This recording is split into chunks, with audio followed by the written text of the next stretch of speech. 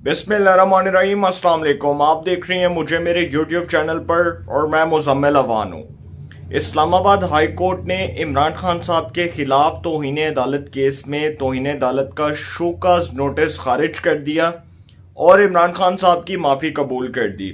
इमरान खान साहब के वकील हामिद खान साहब ने अदालत में बताया कि हमने बयान हल्फी जमा करवाया है और chief justice Islamabad high court justice Athar Minallah साहब ने कहा कि हमने आपका बयान हल्फी पढ़ा है और इमरान खान साहब के रवैये को सामने रखते हुए ये भी बात की गई कि इमरान खान साहब जो हैं उनको बादी नज़र में तौहीन अदालत उन्होंने की और इमरान खान साहब के रवैये को देखते हुए तौहीन अदालत की कार्रवाई को ख़त्म कर रहे हैं। अब अदालत ये कह चुकी है कि इमरान खान साहब ने तौहीन अदालत की है और इमरान खान साहब तौहीन अदालत के मुर्तकिब करार पाए। जो इमरान खान साहब ने जज साहिबा के खिलाफ अल्फाज इस्तेमाल किए थे, जिस तरह उन्होंने जज साहिबा को थ्रेट किया और ये तक कहा कि ओए ज़ेबा चौधरी शर्म करो, और ये भी कहा कि हम आपको नहीं छोड़ेंगे, हम आपके खिलाफ केस करवाएंगे, तो मैं समझता हूँ कि इतने सख्त रिमार्क्स के बावजूद अगर इमरान खान साहब को माफ़ी मिल गई है तो ये इस इंसाफ के निज़ाम के ऊपर जो सवालिया निशान लगा कि इमरान खान साहब के लिए कोई और कानून है और दूसरों के लिए कोई और कानून है और इमरान खान साहब फिर इस कानून के मुताबिक बरी ज़िम्मा हो चुके हैं और जो मर्जी कहते फिरें। वो कभी अदालतों को थ्रेट करें, कभी वो रियासती इदारों को थ्रेट करें, कभी वो पाकिस्तान में जुडिशरी को अपने फैसलों के ज़रिए टारगेट करने की बात करें और कभी प्रेशर डालें जुडिशरी के ऊपर कि जी जुडिशरी जो है वो मेरे हक में फ़ैसला सुना दे। आर्मी के ऊपर वो प्रेशर डालें कि जी मेरी मर्जी का आर्मी चीफ अपॉइंट हो जाए।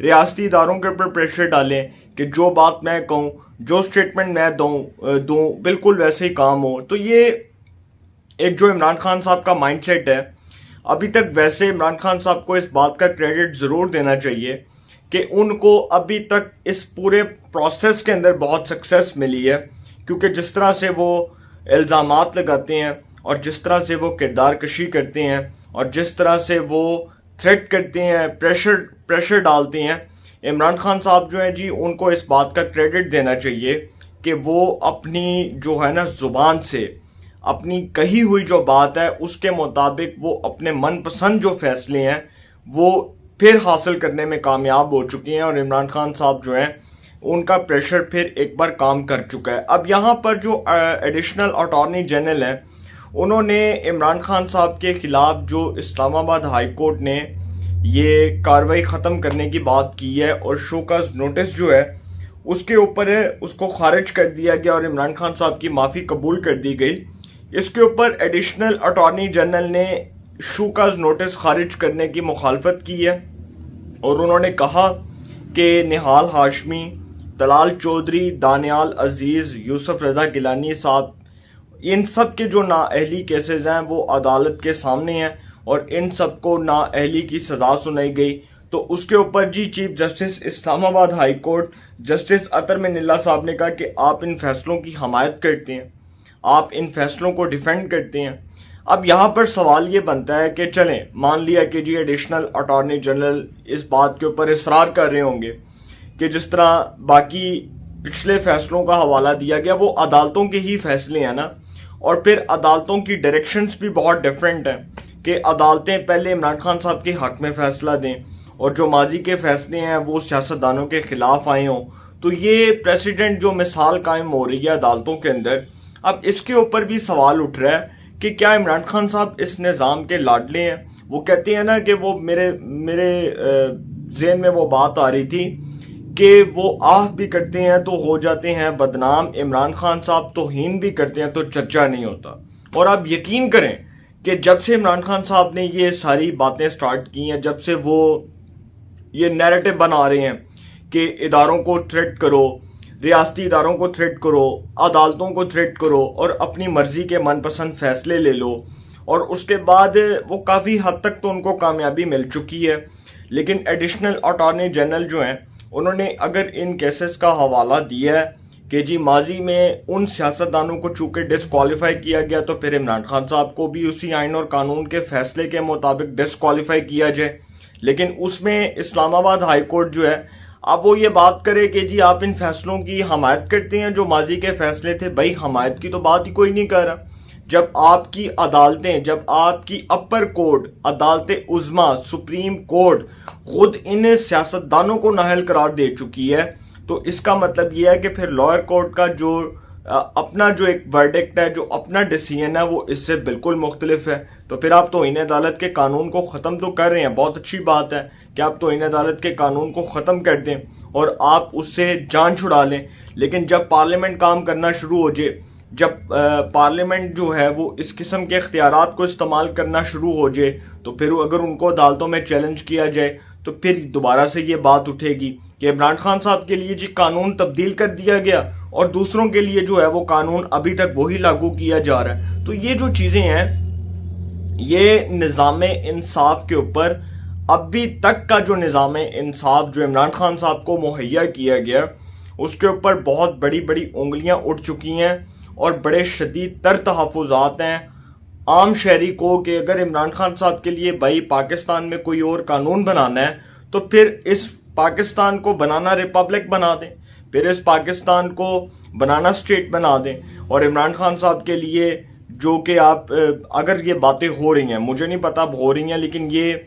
एक तासुर मिल रहा है कि इमरान खान साहब अभी तक जिस तरह से वो प्रेशर डाल रहे हैं, इस तरह से यही तासुर मिल रहा है कि उनके लिए कोई और कानून बना दिया जाए और दीगर सियासतदानों के लिए कोई और कानून बना दिया जाए।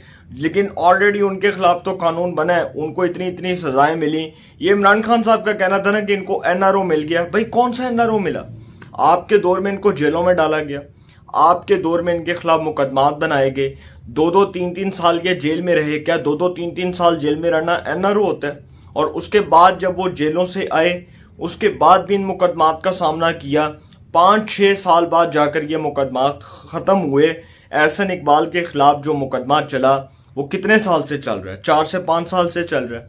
मरियम नवाज साहिबा के खिलाफ ये जो मुकदमात चल रहे हैं, ये तब से चल रहे हैं जब से पैनामा का फैसला आया। नवाज शरीफ साहब के खिलाफ ये मुकदमात कब से चल रहे हैं? जब से पैनामा का फैसला आया। शहबाज शरीफ को कभी रमज़ान शुगर मिल्स में बुला लिया, कभी जी FIA ने मनी लॉन्ड्रिंग केस में बुला लिया, कभी जी आमदन से ज़ायद साजात केस में बुला लिया। और ये केसेस कब से चल रहे हैं? इमरान खान साहब के दौर से चल रही हैं। और भाई आप किस एनआरओ की बात करते हैं?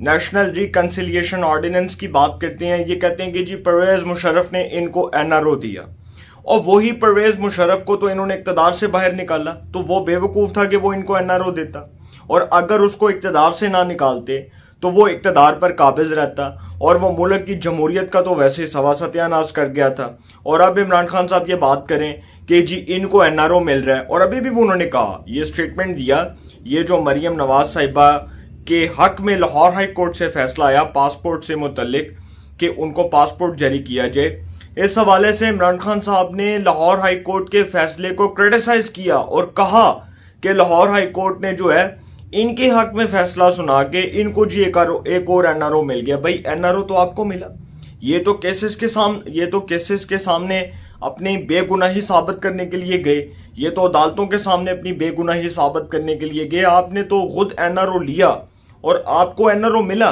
आपने कभी इदारों को गालियां दी, कभी आपने पाकिस्तान के रियासती इदारों को गालियां दी, कभी आपने पाकिस्तान में आइन और कानून का मजाक बनाया, कभी आपने जज साहिबा को, ज़ेबा चौधरी साहिबा जैसी जो जज हैं, कॉम्पिटेंट किस्म की वेल एजुकेटेड जज, उनको थ्रेट किया, धमकियां दी, और उसके बावजूद आपको माफ़ी मिली। तो ये एनआरओ नहीं है, इसको एनआरओ नहीं कहेंगे। ये इस्लामाबाद हाई कोर्ट ने आपकी माफ़ी कबूल कर ली, हालांकि आपने तो माफ़ी मांगी कोई नहीं थी। और आपने अपना जो बयान हल्फी दिया उसमें भी अच्छा, बड़ी इंटरेस्टिंग बात है जी इमरान खान साहब के हवाले से कि अपना जो बयान हल्फी जमा करवाया ना, उसमें ये कहा कि अगर मेरी वजह से जज साहिबा की दिल आज़ारी हुई और अगर जज साहिबा का दिल टूटा तो मैं अपने अल्फाज वापस लेने के लिए तैयार हूँ, और अगर वो समझती हैं कि मैं माफ़ी मांगूँ तो मैं जाकर माफ़ी मांगने के लिए तैयार हूँ। जबकि एक दिन पहले इमरान खान साहब जब वहाँ पर गए तो वहाँ पर जज साहिबा मौजूद नहीं थी, और वहाँ पर बैठकर कहा उसको, वो जो जज है ना उनको बताना इमरान खान आया था माफ़ी मांगने, इमरान खान माफ़ी मांगने आया था। ये जो शोबदाबाजी है, ये जो रंगबाजी है, ये इमरान खान साहब बहुत देर पहले की भी कर चुके हैं और अब भी कर रहे हैं, और अभी भी वो पाकिस्तान के जुडिशल सिस्टम को ऐसे ही फुद्दू बनाने की, बेवकूफ़ बनाने की कोशिश कर रहे हैं कि किसी तरह अदालतें उनके प्रेशर में आ जाएं। और पाकिस्तान में जी उनकी चूंकि फैन फॉलोइंग बहुत है, पॉपुलैरिटी बहुत है, लोग सड़कों पे आ जाएंगे, लोग पागल हो जाएंगे और लोग कहेंगे कि जी इमरान खान को कुछ हुआ तो पाकिस्तान नहीं चल सकता। ये जो हवाई बातें हैं ये करने की जरूरत नहीं है। इमरान खान साहब भी उसी कानून के तहत, उनको भी देखा जाए जिस कानून के तहत पिछले सियासतदानों को सजाएं सुनाई गई। और अगर इमरान खान साहब के लिए कानून डिफरेंट है तो फिर बहुत अच्छी बात है कि पार्लियामेंट 62(1)(f) में तरमीम कर रही है। और सेनेटर पलोशा खान साहिबा जो हैं, जो पीपल्स पार्टी की सेनेटर हैं, उन्होंने ये बिल सेनेट में पेश किया, ऐवान बाला सेनेट में ये पेश किया गया और इसके ऊपर तरमीम हो जाएगी। और बहुत अच्छी बात है कि पाकिस्तान के जो लीगल एक्सपर्ट्स हैं, जो माहिर कानून हैं, जो बहुत मुमताज़ किस्म के माहिर कानून हैं, वो भी बात ठीक कर रहे हैं कि अगर अदालतों ने बिल्कुल इमरान खान साहब को इंसाफ फराहम करना तो बहुत अच्छी बात है, इमरान खान साहब को सजा नहीं होनी चाहिए। फिर बाकी जो पिछले सियासतदानों को सजाएं हुई उसके ऊपर सुप्रीम कोर्ट के जो माजी के फैसले हैं वो बिल्कुल आइन से मुतसाविम है। और बिल्कुल ठीक बात की गई कि अब वो जितने भी जजेस रिटायर हो चुके हैं, जिन्होंने निहाल को सजा दी, तलाल को सजा दी, दानियाल को सजा दी, यूसुफ रजा गिलानी को सजा दी, उन्होंने फिर आइन और कानून से हटकर फैसला किया। इसका मतलब कि इस्लामाबाद हाई कोर्ट का जो फैसला है वो इस बात की खुद की नवीद सुना रहा है कि जो सुप्रीम कोर्ट ने पिछले जो फैसले दिए थे सियासतदानों से मुतल्लिक नाअहली के डिस्क्वालिफिकेशंस के फैसले दिए थे वो बिल्कुल आइन से मुतसाविम थे।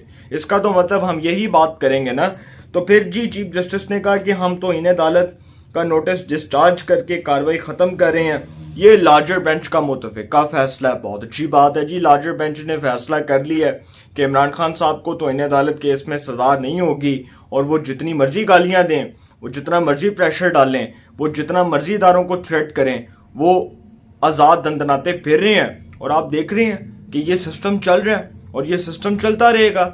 लेकिन बहुत अच्छी बात है कि जी आइन और कानून जो है वो इमरान खान साहब के लिए तब्दील हो चुका है। तो फिर ये भी बहुत अच्छी बात है कि पार्लियामेंट एक ऐसे नाअहली के कानून को उठा के बाहर फेंक दे जिस कानून की इस्लामाबाद हाई कोर्ट की नज़र में कोई आइनी और कानूनी हैसियत है ही नहीं।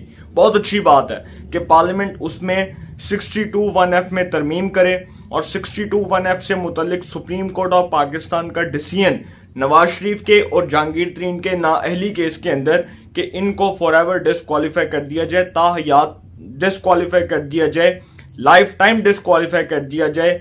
सर किसी भी सियासतदान को लाइफ टाइम डिस्क्वालीफाई नहीं किया जा सकता। ये अदालत का फैसला हो सकता है लेकिन ये आइन और कानून का फैसला नहीं है। तो इसलिए पार्लियामेंट अपने इख्तियारात इस्तेमाल करे और इस कानून में तरमीम करे। और बहुत अच्छी बात है कि सेनेटर पलोशा खान साहिबा ने यह बिल सेनेट में पेश किया, ऐवान बाला सेनेट में पेश किया गया और अब इस बिल में तरमीम करके इस कानून को मंजूर कर लिया जाएगा। और अगर फिर अदालत सुप्रीम कोर्ट में अगर ये चैलेंज होने के बाद अदालत इसको क्वेश करती है तो फिर ये निज़ाम इंसाफ जो है जिससे इमरान खान साहब को रिलीफ मिला इस पर बहुत उंगलियां उठेंगी और ये मामला गड़बड़ हो जाएगा।